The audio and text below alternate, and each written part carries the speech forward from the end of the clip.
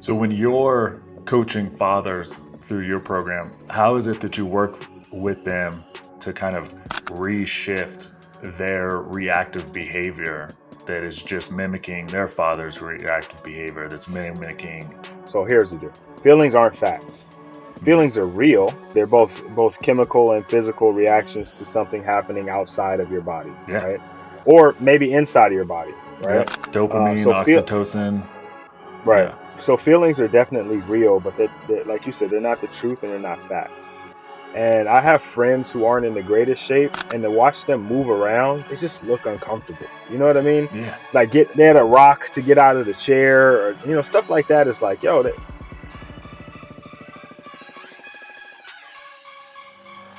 This episode is sponsored by Black Label Meat. Black Label Meat only sells premium quality meat that is grass fed, grass finished, and they do regenerative grazing practices. Check them out now, blacklabelmeatcompany.com, and use the code Jesse for 10% off. Roderick, I want to thank you for jumping on the podcast today. And I want to kind of jump right into it. Your handle is uh, about being a fit father. So, what to you does fatherhood look like, or being a father, especially in today's day and age where there's some interesting takes out there, in my opinion? well, I think for me, fatherhood is so I'm a coach. I've always kind of been a coach. So I'm a strength and conditioning coach. I've been a football coach and coached a variety of little things kind of here and there. And I still have a gym where I coach athletes. And I kind of link fatherhood and coaching together, right? Because there's this level of leadership, there's this level of teaching, this level of nurturing. Obviously, when you talk about your children, there's love that maybe isn't there in the same way when you're coaching athletes. But I think there is a lot of parallels between fatherhood and coaching. And so I wouldn't say I coach my kids, although I coach my kids. Um, but fatherhood and coaching are very similar in the way that like you are part mentor, part therapist, part teacher, part motivational speaker. Like you kind of take on all these roles as a father, and it's a huge responsibility, but it's probably the most rewarding thing any man can do. So, fatherhood is everything that it's supposed to be, and some of the stuff is not. Did you have to do some self discovery on how to, I guess, be the father that you are today, or did you have a someone in your childhood who was that example?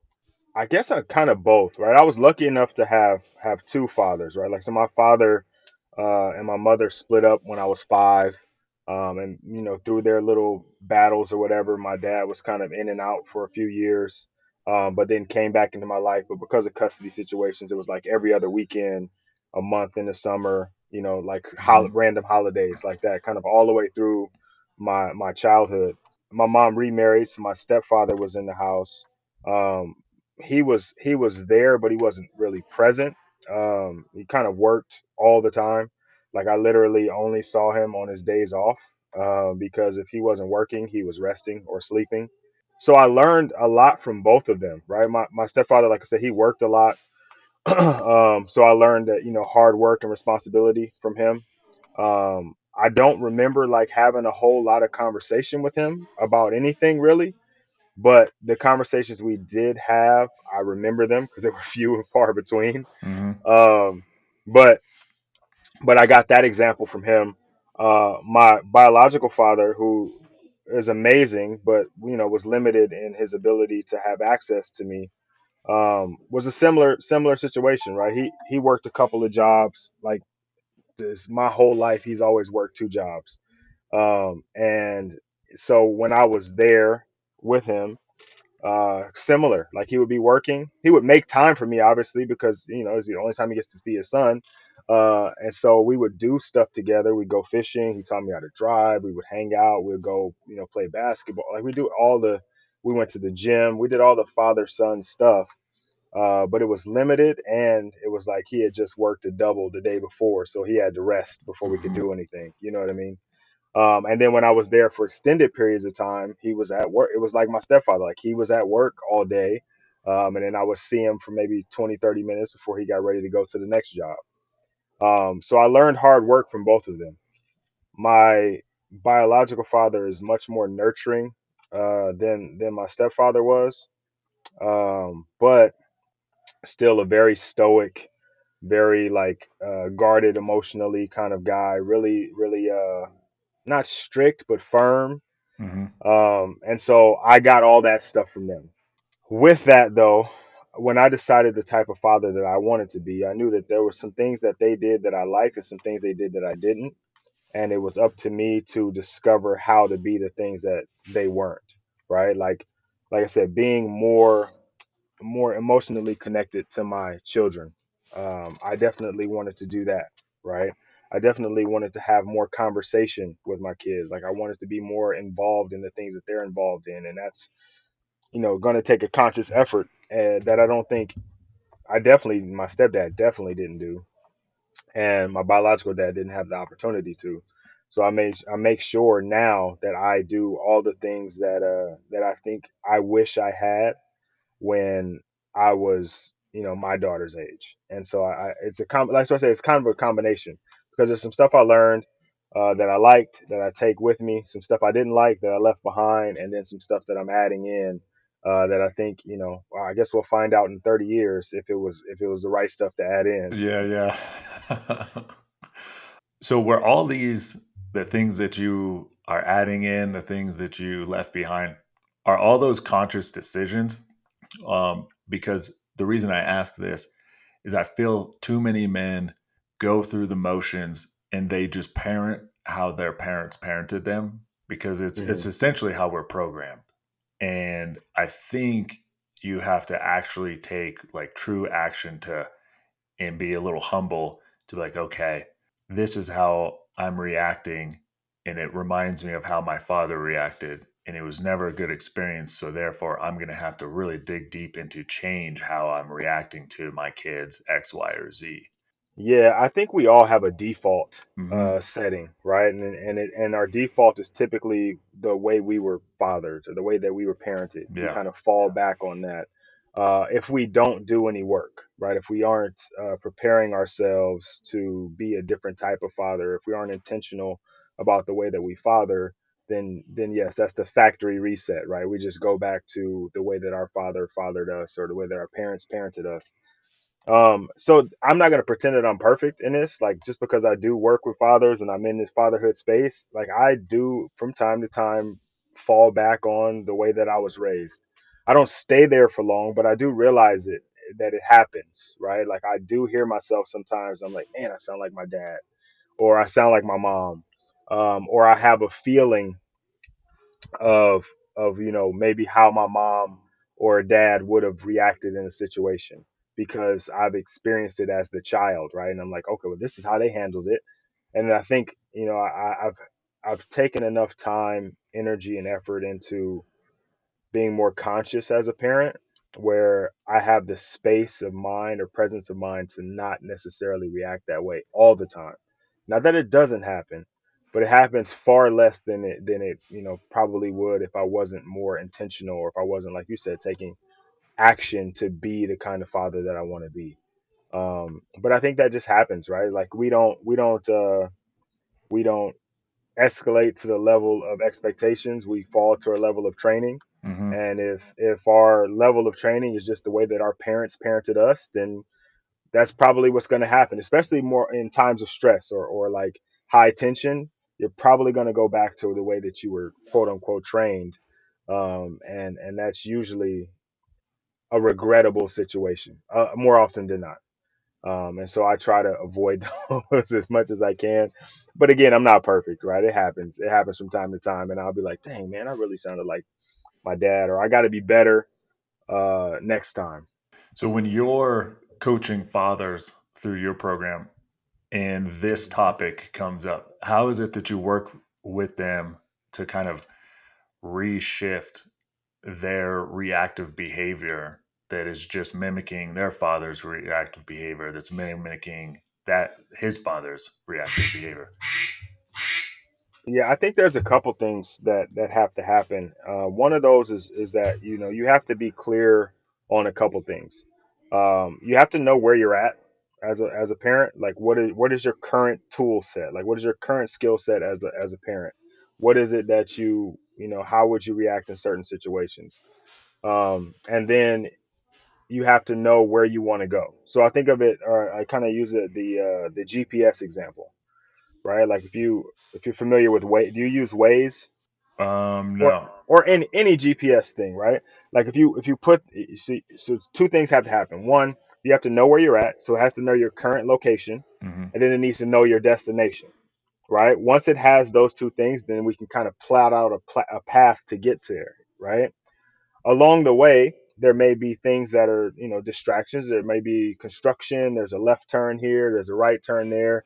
um, but ultimately that's how we get to where we want to be as a fathers. We have to know where we're at, know where we want to go.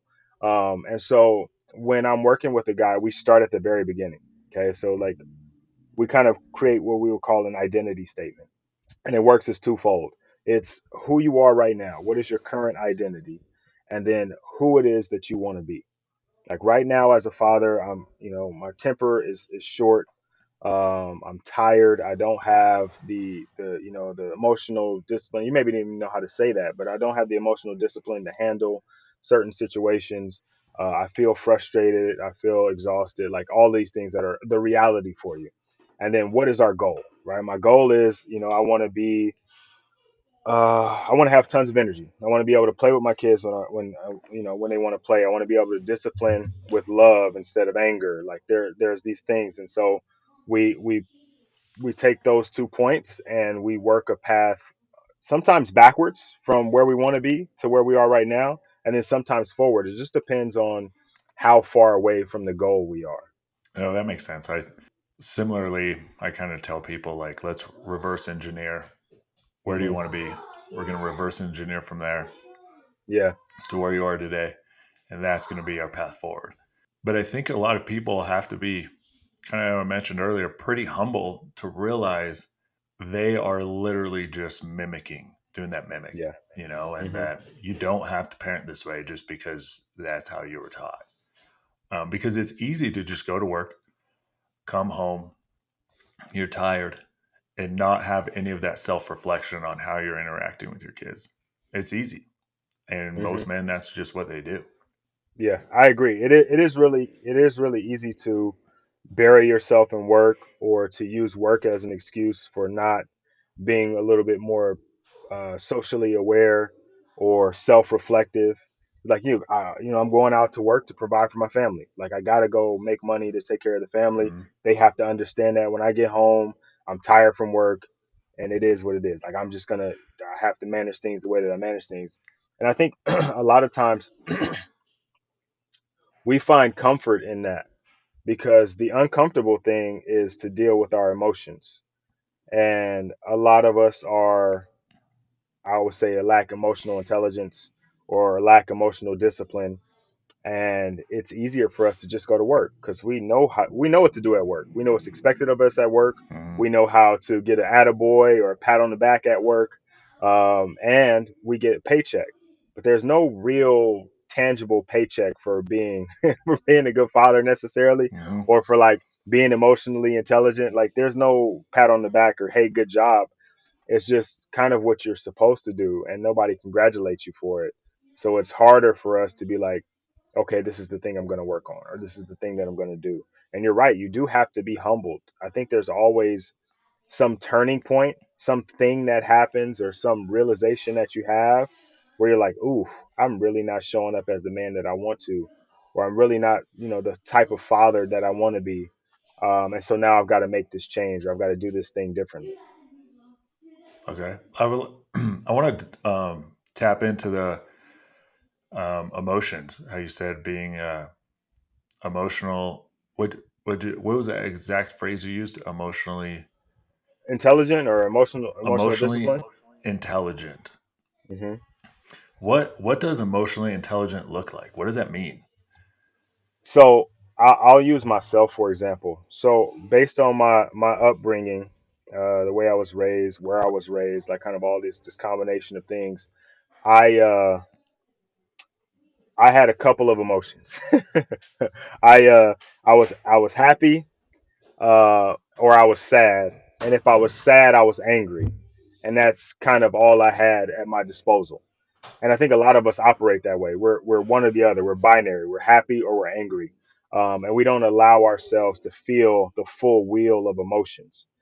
Um, what that does to you though is it only if you can only be happy or you can only be angry, then if something isn't providing pleasure or pleasing you, then you're just kind of angry all the time, or vice versa, right? Like, so Hmm. you don't really have a full spectrum of presence for your family. So what it looks like is your ability to be present in the moment, fully invested in the moment, right? Um, you have the ability to understand the emotions and feelings of others, to be empathetic, to have some social awareness about how you're showing up in the world or how you're affecting the others around you and their emotions. I think if you don't have that, then you aren't able. Like, I have daughters, right? So it's two daughters and my wife and me, and better emotionally intelligent. Like, I have more emotional intelligence now than I did several years ago. But my initial response to an emotional moment with a daughter or even with my wife is like, "Yo, it's not that serious. Just get over it. Everything will be okay." Right? Hmm. Like, why are you crying? Why are you crying? Like, we don't need to cry about that. It's not a big deal. But that's emotionally ignorant, right? Like, she's having a real feeling. These are real feelings. Just because I don't understand them or I don't present my feelings in that way doesn't negate the fact that those feelings are real. When I do that and I say, "Hey, this is not a real thing. You shouldn't be mad about that, or what are you upset about? You're tripping." I am belittling the fact that she has emotions, Hmm. right? Because my understanding of emotions is not complete. I'm not allowing them to feel their emotions, and so I'm handicapping them emotionally because of my own emotional struggles. And so I think when a father or a man or a leader or a husband is emotionally intelligent, they have the ability to treat those that are in their care, those that are around them, in a better way, right? It allows them to teach and lead and guide and mentor with the best interest of each individual person in mind, as opposed to like, how is their emotions affecting my emotions? Which is basically what happens, right? Like, if my daughter is crying and she's getting emotional about something, I don't want to deal with it. So if I don't have enough intelligence, then I just get mad. And so that, like, you see what I'm saying? Like, if Yeah. my only two emotions are happy and mad, then when you're not making me happy, I'm mad at you. And then that turns you into the villain in your house. And so emotional intelligence is extremely important. It's difficult because as men, no one really teaches us anything about emotions. Um, and I'm not going to pretend again that I'm perfect at it. I literally, just a couple years ago, my wife is a therapist, and a couple years ago, she showed me the emotions wheel. It's Hmm. like there's like 70 emotions or something. It's insane. And I'm like, there's no way people are feeling all of these things, but the reality is they are, if because there's a full spectrum of emotions, right? It's not just these hard, solid, angry, mad, happy, sad kind of emotions. There's different varieties or variations of it that you should allow yourself to feel. Gotcha. Okay. Yeah, some of that stuff I got to work on. I'm the kind of not so much when it comes to like my kids and them crying because Uh-huh. I believe I have empathy for them because they are young and innocent and they haven't had experience. But I have a hard time empathizing for adult men or women who are going through like anxiety or depression Hmm. because it's like never in my life have I experienced that. But also, the way my brain, like my computing power works, is I don't, to me, I haven't ever encountered or understand any reasoning to be stuck in those states for me. Hmm. Hmm. Um, I don't know if it's because I'm a man of faith and I realize that this is just step one, you know, to get into the holy of the holies, the Holy Land. That's the ultimate goal. Yeah. um, and this is temporary, or if it's just how my mind has been since I was born. Hmm. And the only time I've been able to understand the framework of my mind is reading a book from um, Alfred Adler. He was a psychologist, came up same time as Freud. Freud got popular, Adler didn't. But Adler had a saying that all problems are actually interrelationship problems. Okay. And just the way he explained his theory, which was different than Freud's theory, definitely resonated with me. I was like, oh, somebody finally understands me. Yeah. Um, but I still, because I used to be that guy when my wife would like be upset at what I would literally, in a sense, was ignoring her feelings because I would do exactly what you were saying. There's no reason to be upset. You shouldn't let those people upset you. Hmm. That holds no weight in our life. Don't be upset. Versus now, I don't do that stuff anymore, and I would literally just let it get it out and just see how I can help her. Yeah. But it took me, we've been together 13 years, and I've only been doing that the last couple, like 2 years, haven't proved that.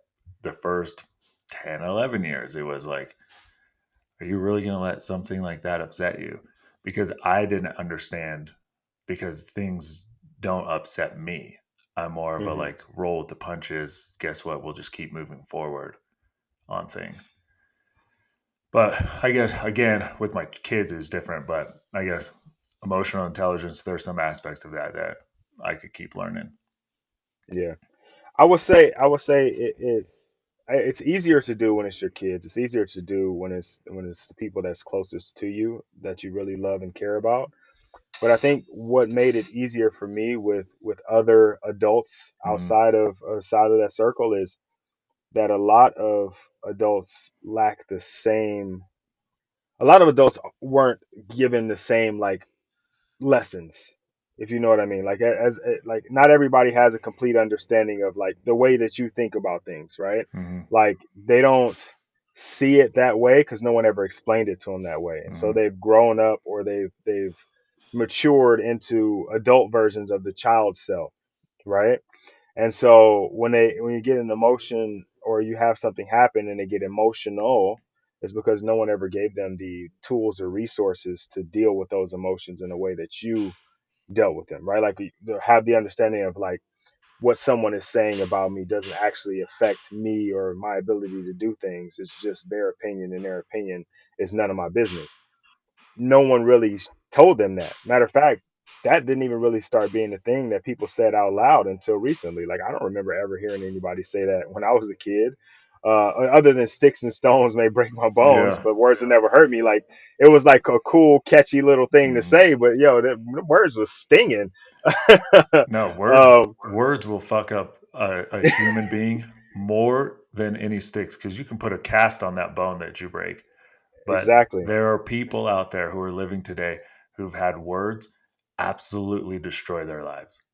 Right, right.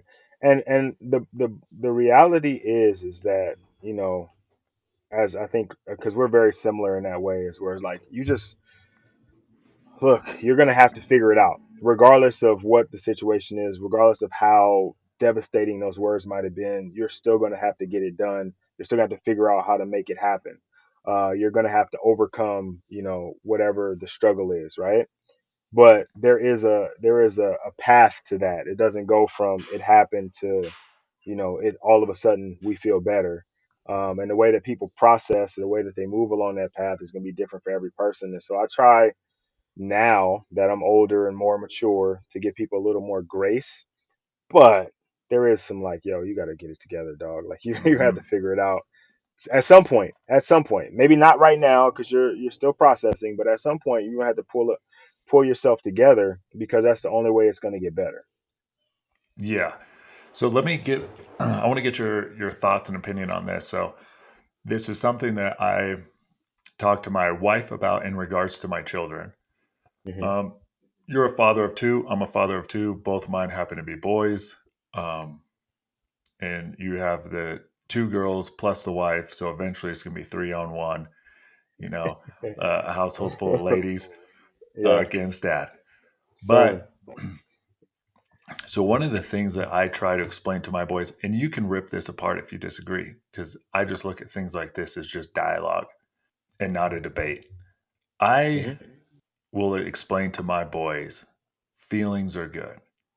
The feeling I get when I see your mother, the feeling I get when I see you score a touchdown, the feeling I get in the gym, the feeling I get when I get to make a bunch of food and like serve people, the feeling I get actually serving people and like volunteering, um, feelings are good. The feeling Hmm. I get watching the movie Maverick, just Yeah. different things. So I'm like, feelings are good. But just because you feel something, one, doesn't make it truth because we get all sorts of feelings off drugs, alcohol, sugar. Doesn't Hmm. mean it's truth. We can say that we feel a certain way based on an interaction with someone, doesn't make it the truth. Right. And us as parents, kid comes home from school, he seems a little upset, and it's like, what's wrong? And they're like, oh, nothing. And it's like, well, what's wrong? And they're like, well, little Johnny was mean today at school. And it's like, and the second we go, how did that make you feel? We are instantly empowering their feelings to be the determination of truth in their lives, because little Johnny could have just not had breakfast and so he's just hangry. Little Johnny Hmm. could have been up all night and didn't get any sleep and he was just grumpy. And it's like, and we don't know what little Johnny's situation was, and it could not have even have bothered our child, our son or daughter. But the fact that we're telling him, well, how did that make you feel? It's like, okay, so now are my feelings the determiner, are what determines my reality? And then you got, Right. now I'm going to take it extreme. Then you have a kid who feels like he's a cat and then has to go to school as a cat and wants a litter box taken as a cat, Hmm. or a litter box taken to school because that kid feels that they are a cat.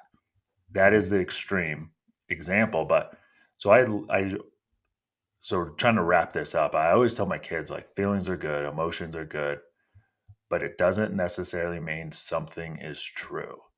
Now, I guess what are your thoughts on kind of that, digesting that process when it comes to being a parent and feelings with our children? Well, I mean, I agree that feelings. So here's the deal: feelings aren't facts. Hmm. Feelings are real. Hmm. They're both chemical and physical reactions to something happening outside of your body, Yeah. right? Or maybe inside of your body, right? Yep. Dopamine, So feel oxytocin. right. Yeah. So feelings are definitely real, but they're like you said, they're not the truth and they're not facts. What has to happen, I think, is we have to have an ability to process what those feelings really are and why we're feeling them. Hmm. And it's really hard for a kid, right? Because Yeah. one, their brain isn't fully developed. Hmm. They don't have the experiences that we do as adults. They don't have enough touch points to make sense of what they're feeling, which is where we come in, right? Which is where like the little Johnny example, right? Like, okay, so he was mean to you. How was he mean to you? What was it that he did? Hmm. Now, let's get some context behind it because he could have Johnny could be a jerk. Like it just that's Yeah. a possibility too. Or Johnny could have some things going on at home, and so he's hurt at home, so he's bringing it to school and he's hurting other people. Like there could be a number of things that are Hmm. happening. Not that not that we're validating his ability to hurt you because he's hurt or to like to be mean to you because whatever, because that ain't cool either. But let's understand why we feel the way we feel. Let's process that and find out what the fact is behind it, right? Hmm. Because the fact was what the fact is what in fact will guide our movements going forward, right? So he's mean to you at school. Why is he mean to you?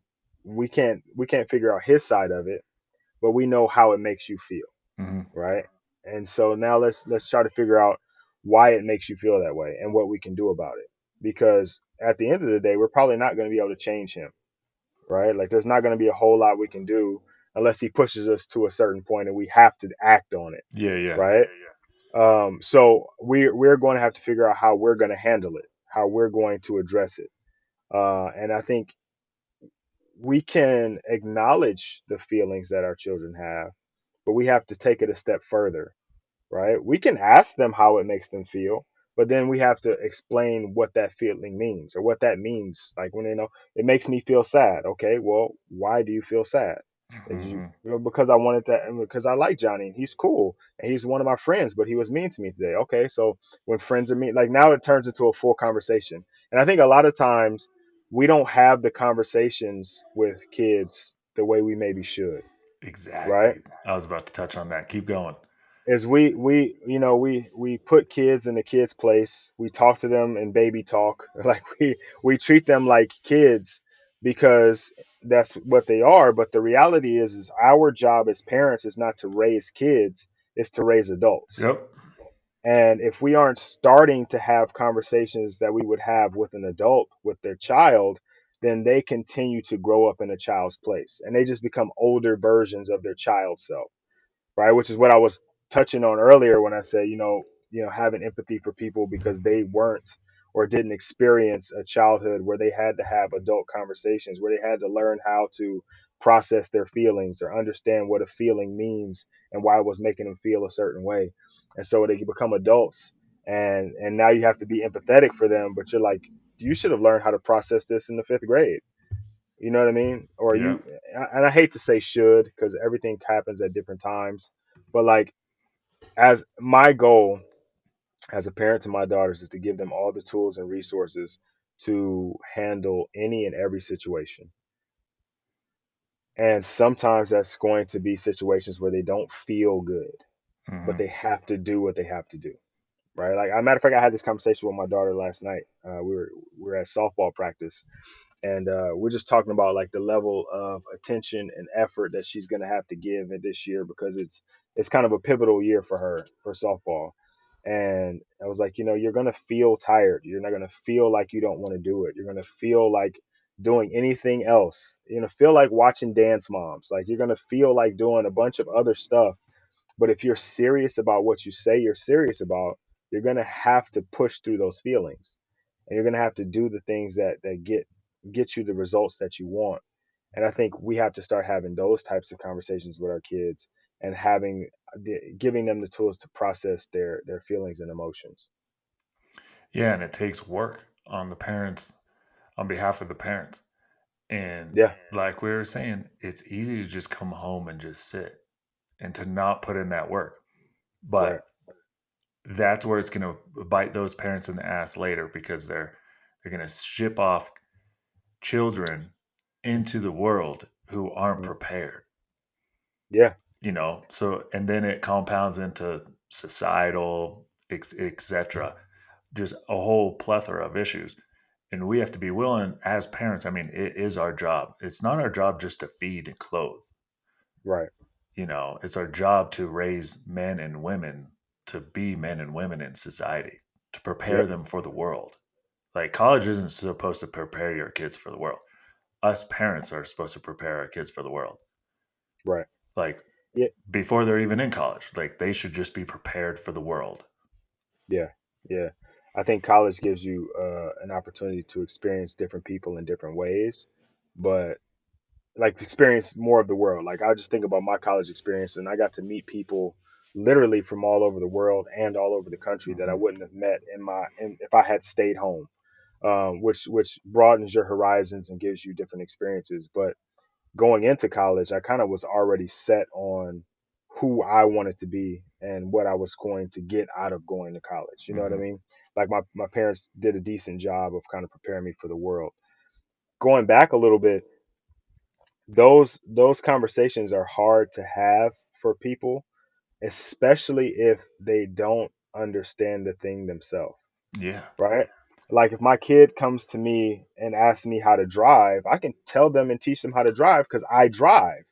But if I don't know how to handle my emotions, I don't know how to handle my feelings, and I let my feelings dictate how I react and how I move in the world, then I'm definitely not having that conversation with my kid because I don't even know how to explain it to myself. Like I don't Hmm. know, I don't have like I literally don't have the tools to tell you how to do it. Yeah. And so I'll just shy away from that, or I'll tell you what I do, right? Like you got little Timmy at work, or sorry, at school. I got James at work, and he gets me in my feelings, and I get all upset, and I hate work, and I can't wait to sabotage the next project he has going on. Like, the stuff that Hmm. continues to perpetuate if we aren't working on ourselves first as parents, or we aren't learning the skills that we need to pass on to them, then we either don't pass them on or we pretend that they don't exist. It's so true. But and then you got to think of those people who allow, as adults, other people to control their emotions. So Mhm. we can't expect them to teach their children how to have their emotions under control and regulate their own emotions. Right, Because, like you said, as adults, they can. Yeah, they might be right. able to drive, but Yeah. it doesn't mean that they can even control their own emotions or teach someone how to not let a tweet prevent them from just losing their shit. Exactly. Yeah, And it's hypocritical. Like kids aren't stupid. Like you can tell a kid something, and if they see you doing the opposite, they're like, "Yo, he's yeah, like that doesn't compute. It doesn't make sense. You're telling me not to get emotional, and then you like we're in the car yesterday, and that guy cut you off, and you cussed him out for like 5 minutes and followed him around until finally, you got to give him the bird. You know what I'm saying? Like the kids are very perceptive. They yeah. understand what's real and what's not real. And so if you aren't authentically the things that you're teaching, then they can see through all of that, right? And so that's why I said it's important for us as parents to also do the work on ourselves and trying to make us ourselves the best version of us we could be, so we can actually pass that down to our children without seeming disingenuous or inauthentic. And I believe that that starts as early as 4 and 5 years old. We don't give the kids credit Hmm. for how aware they actually are.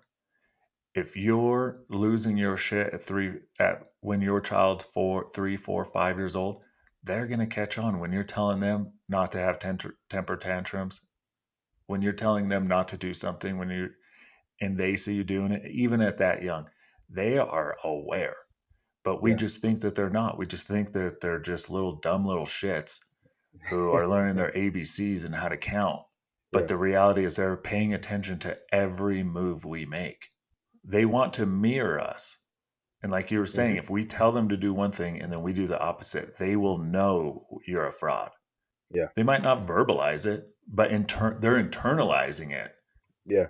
I think what we fail to realize is in a very primal sense, children learn to mirror us in our actions and our habits, and like children learn to walk because adults walk, Hmm. right? Because they could crawl around forever. Like there's no real reason for them to learn how to walk other than they're mirroring the adult that they admire, Hmm. right? They only learn to talk because we talk to them, right? Hmm. Because they can communicate with each other. You see, you like two babies together, and like they had a time of their life, and they're on the same page somehow without using words. So it's those things are like extra.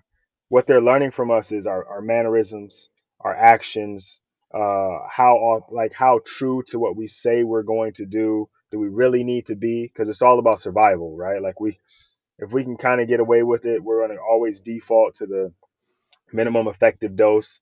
And so kids pick up on all that stuff, and they mirror whatever we do because we're the best example to them of what they should be, Hmm.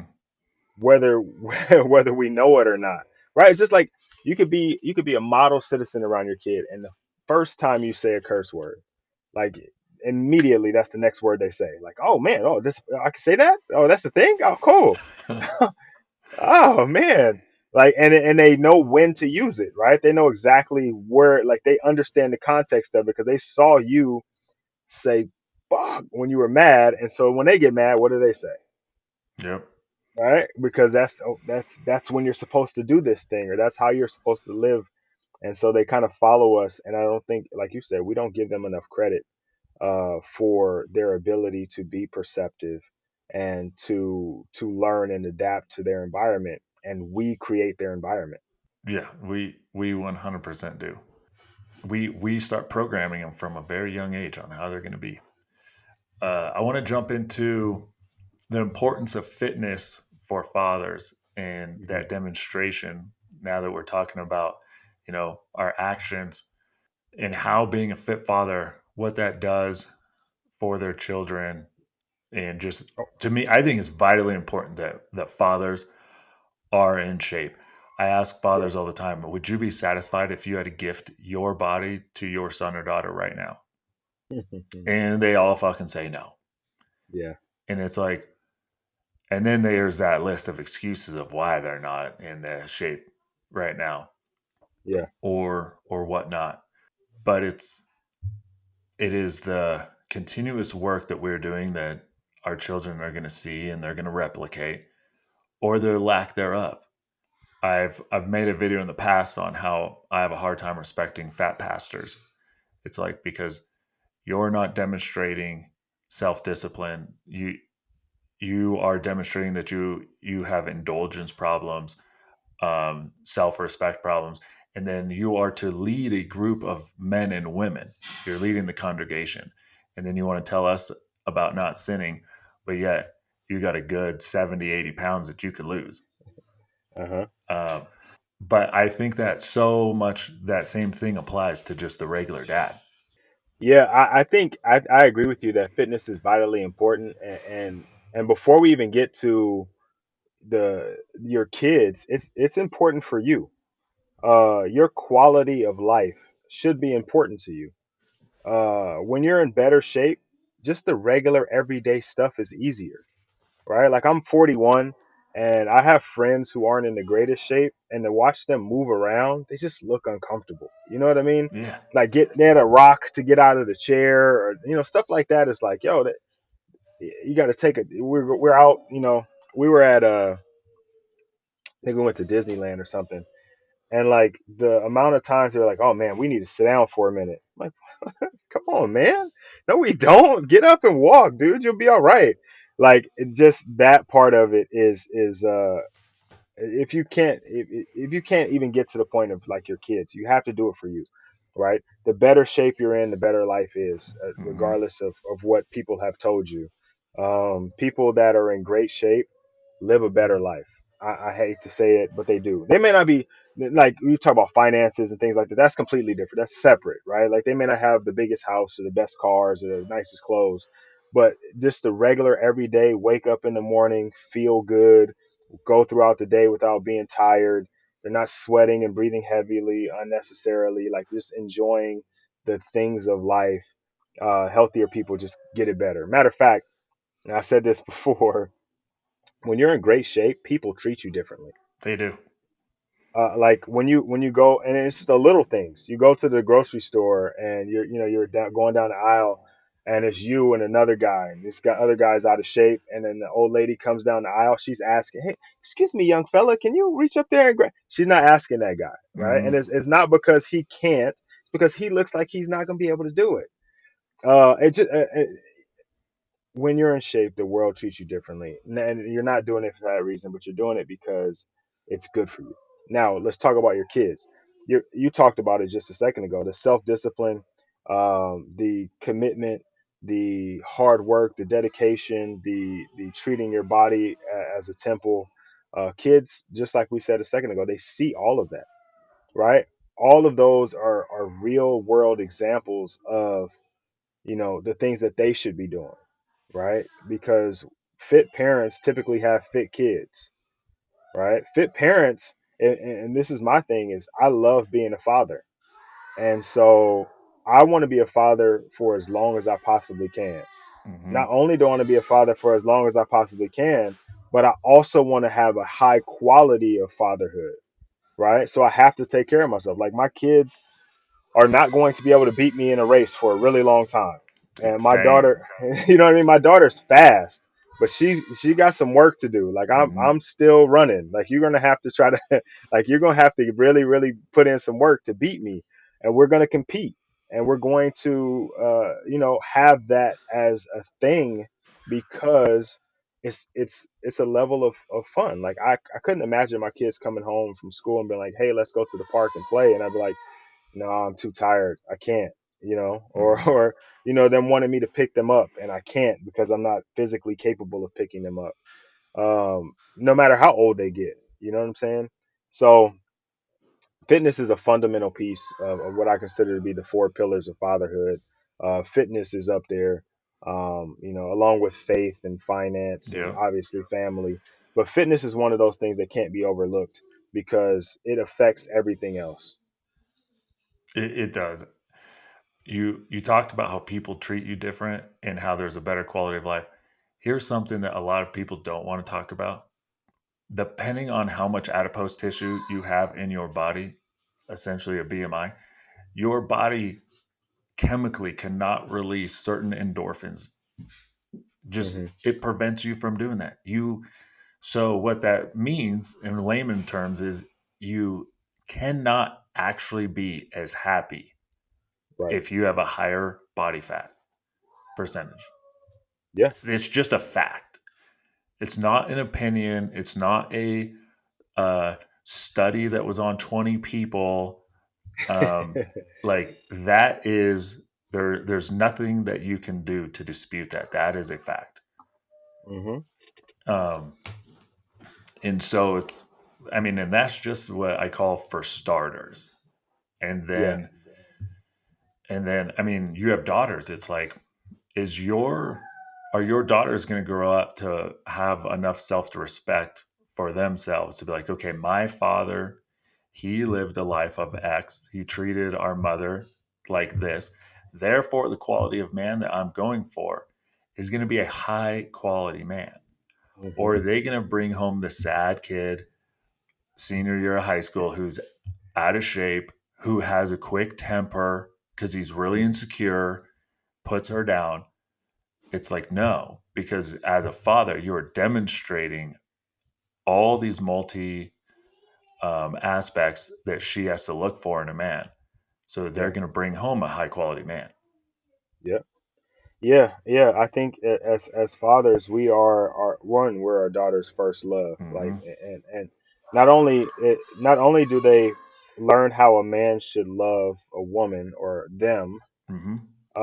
through our relationship with them, but they also learn it through our relationship with their mother, right? Yeah. The way that we treat their mother shows them how a man treats a woman.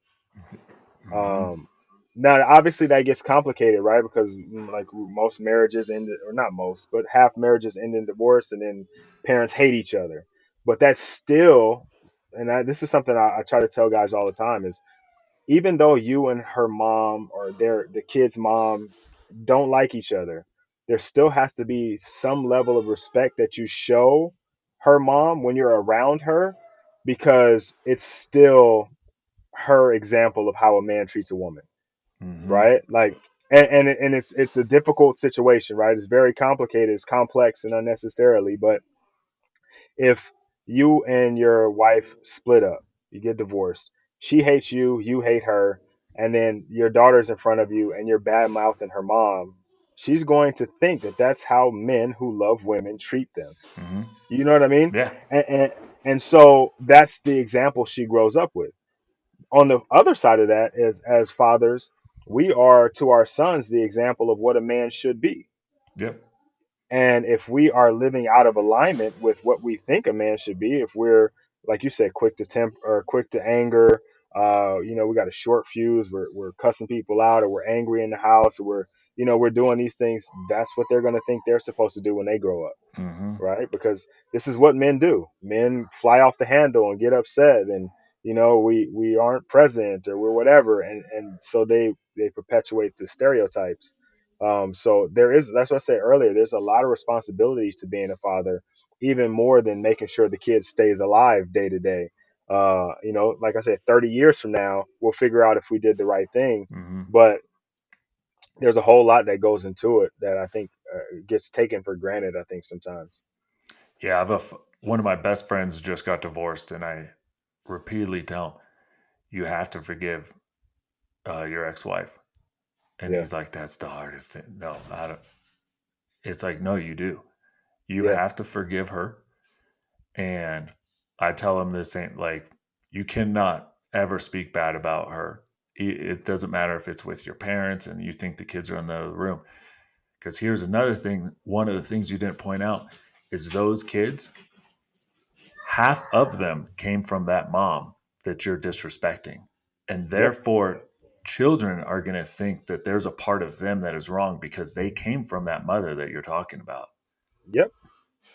And there's all that data on what kids go through and what happens to them acting out, them thinking the divorce is because of them. And Hmm. regardless, it had nothing to do with them. You just had two adults who couldn't figure it out. But they often blame themselves. And then on top of that, we want to talk down about their mother or father Hmm. when they literally are half of them from Right. their eyes. Right. Well, my mom and dad, I'm 8 years old. I'm half my mom, half my dad, and they're saying these negative things about my mom or dad. So that must be partly how they feel about me.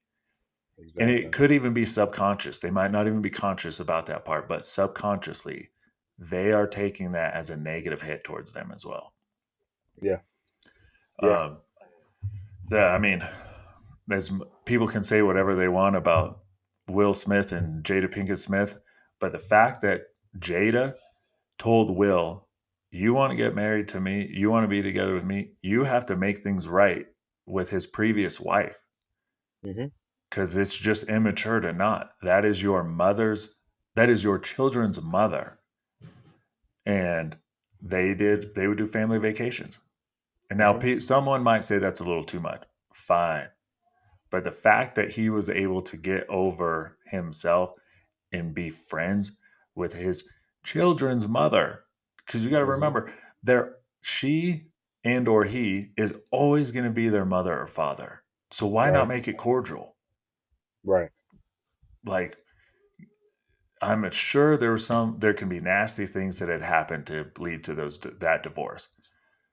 But at the end of the day, I look at it as if you don't forgive them, it is merely just the enemy having a grasp of your emotions. Yep. And that is something that he has on you until you can forgive. Because That what's the is it. harm in forgiving, especially when you have children involved?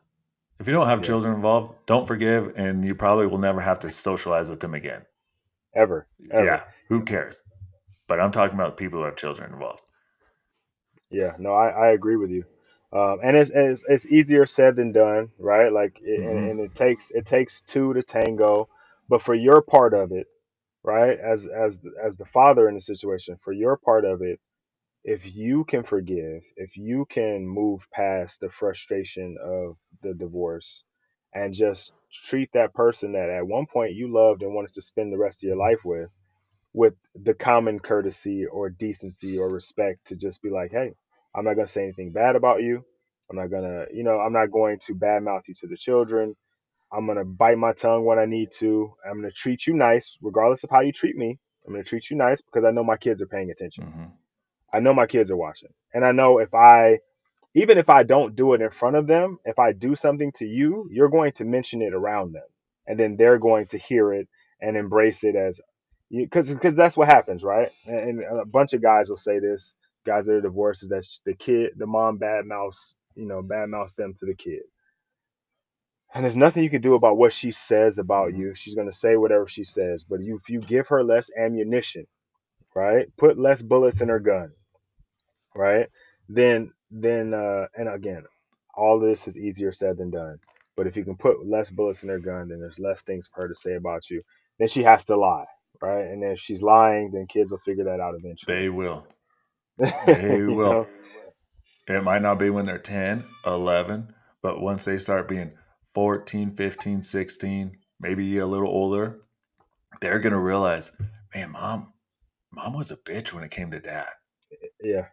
you know? But here's the thing. They will realize that.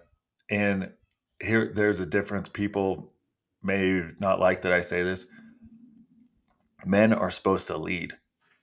Hmm. So I put it on the man to, you have to be the one who moves forward, and you're the one who decides to forgive and to treat her with respect because it is your mother.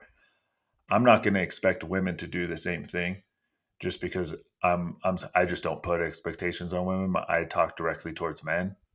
Yeah, Um, I'll leave another woman out there in the world to put those expectations on women.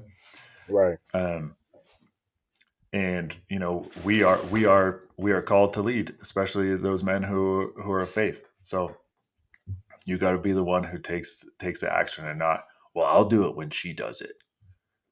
It's like, well, then Yeah. it just probably is never going to get fucking done. Right. Right. Exactly. Exactly. Yeah, you gotta take charge. You gotta take the bull by the horns and be the leader, even when it's not the most comfortable, right? Because Hmm. that's what true leadership is, right? The true leadership isn't leading when things are most convenient, right? When things are going your way or where you know the outcome. It's when I'm gonna put my neck on the line and I'm gonna go out there and I'm gonna be the vanguard of this peaceful post divorce relationship, and it might get me in trouble. You Hmm. know what I mean? It might not work out for me. She might treat me like trash, but I am going to do this for my children and for my family because this is the way that I want to show up for them and show up in this relationship. Exactly. Um, let's jump into. I want to jump into faith. How important is faith for the household in your mind? Where Um, does faith sit in? You've talked about faith, finance, fitness. Where if you had to rank them. for me, faith is always number one. Mhm. Um, I think it is the core of all of the other things. It is the guiding principle of all of the other parts, right? Your faith and your values and your morals are going to dictate how you go about getting your finances taken care of. It is going to be how you lead your family, right? Like you're going to lead your family in a faith-based way, whatever your faith might be, right? For me, I'm a Christian. I'm a believer in Jesus Christ, and so I lead my family in the way that Jesus or God led or leads our congregation or leads the church of Christ, right? And so I use that as my example for how to lead my family. If you're of another religion, it may be some other deity or some other name that you call it, right? But they typically guide the way that you lead your family. Mhm. And the same goes with fitness, right? Like I'm putting myself through a certain amount of pain and struggle and consequence because I know that through me doing that, it's going to give my children a certain amount of understanding, provision, lifelong lessons, and things like that, right? Like, if I'm not Jesus by any means, but Jesus was sacrificed for our sins. So I go to the gym and sacrifice myself, blood, sweat, and tears, because I know that my children are going to see that. They're going to see the physical representation of my hard work, discipline, and Mhm. dedication, and they're going to go, you know what, I can do that too. And so I think faith is without a doubt the number one thing in the four pillars. But I do tell guys though, depending on where you're at in your life, one or any of the other four could take precedence because it might be the thing that you need to work on most. Like you could be rock solid in your faith, but suck in your finances. And so you got to focus a little bit more on your finances. Doesn't mean that your faith doesn't matter, but your focus is different, Mhm. right? But for me, faith is always number one. If we can get you aligned spiritually as a spiritual leader of your family, then I think the others kind of are easier to get on board than if we got you financially sound, but spiritually you sucked. You're probably going to spend that money on stuff that you're not supposed to. You know what Yeah. I mean? Yeah. Um, or any of the other ones, right? So faith for me is number one. Nice. No, same. Um, faith is definitely number one in my family, and then family fitness is is right up there. Yeah. Finances. I mean, that's. I live in America. I want all the money that there is. Yeah, yeah. And you kind of need it, right? Because stuff is getting more and more expensive. So you got to have some financial literacy for sure. Hmm. Roderick, is there anything else you want to touch on? Um, no, man. I enjoy having conversations about fatherhood. I Hmm. enjoy spending time. Like I've always said, well, not always. I've said for the last 12 years, as my daughter just turned 12 last week.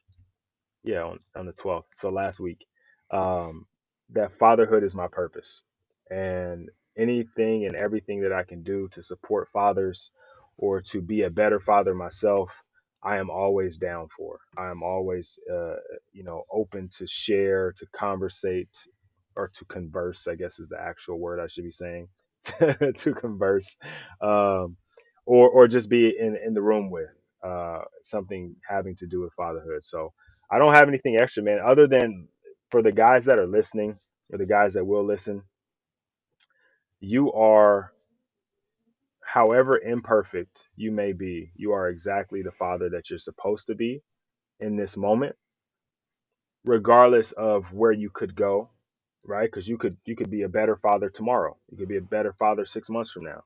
You could also be a worse father. But right now, you are exactly the father that those kids need. That doesn't mean that you shouldn't work on getting better, but understand that you are enough and you're doing everything that you need to do to be the best father that they can be. Now, hopefully that's true. I'm saying that and I'm speaking it into existence, but hopefully you are, in fact, doing everything you can to be the best father you can be. And my guess is if you're listening to a podcast where guys are talking about fatherhood, it's probably your goal. So keep up the good work, man. It's sometimes a thankless job, but it's always worth it. Tell us about your coaching program and where people can follow you. You know where they find you, your coaching program, etc. Drop all that in Yeah. there. Yeah. So the best place to find me is Instagram. My social media handle, and this is Instagram and Twitter, is Forfeit Fatherhood. The number four Fit Fatherhood. Posting content on a daily basis. Believe it or not, it's still me that replies to messages. That still comments. I haven't outsourced it. There is like a mini chat bot in there, just because I get so much feedback that I have to kind of mitigate it a little bit. But if you want to reach out, that's probably the best place to do it. You can email me as well at forfeitfatherhood at gmail.com, spelled the same way, the number four. As far as a coaching program, it's actually closed right now. I mean, I have clients that I'm working with, but I'm not taking on any new ones, not in a group right now. Hmm. Um, I will be opening back up in a few weeks. I just want to, this group of guys that I took in just recently, I really want to get them up and going. So I'm considering taking on some guys on a one off, like one guy here, one guy there. But as far as cohorts, we're closed right now. It's just so I can nurture and really work with the guys that I have, because I don't, I'm not doing this for the financial stuff, right? I'm really in it to help guys be the best version of themselves that they can be. And it's hard to do that when you got 20, 30 guys at a time. Hmm. You know what I mean? So 5, 7, 10 is tough, to really like nurture the program and really give guys all that they deserve in order to be, because it's the most important job we do, right? And so it would be irresponsible for me to not give that level of attention. So for guys that are interested, either reach out on Instagram or shoot me an email. Either way, I'll get back to you, and let you know either when the next cohort is going to open up, or if I'm willing to take on one or two guys at a time. Well, Roderick, thank you. I appreciate the time. We're gonna have to get on another one of these days. Yeah, you know what? I'll have to have you on my podcast. We'll have another one of these conversations, and kind of talk about some more of this fatherhood stuff, because like I said, I can do this all day. Just talking about fatherhood and talking about experiences and different things. And I love hearing other experiences, right? Because I know my own personal fatherhood experience very intimately, Mhm. but I understand that I can learn from others, right? I understand that, there are things, I don't have sons, but there's something that you're learning from being a father to sons that I can probably use and adapt to my daughters in certain situations, but I'll never know it if I don't talk to dads who have sons.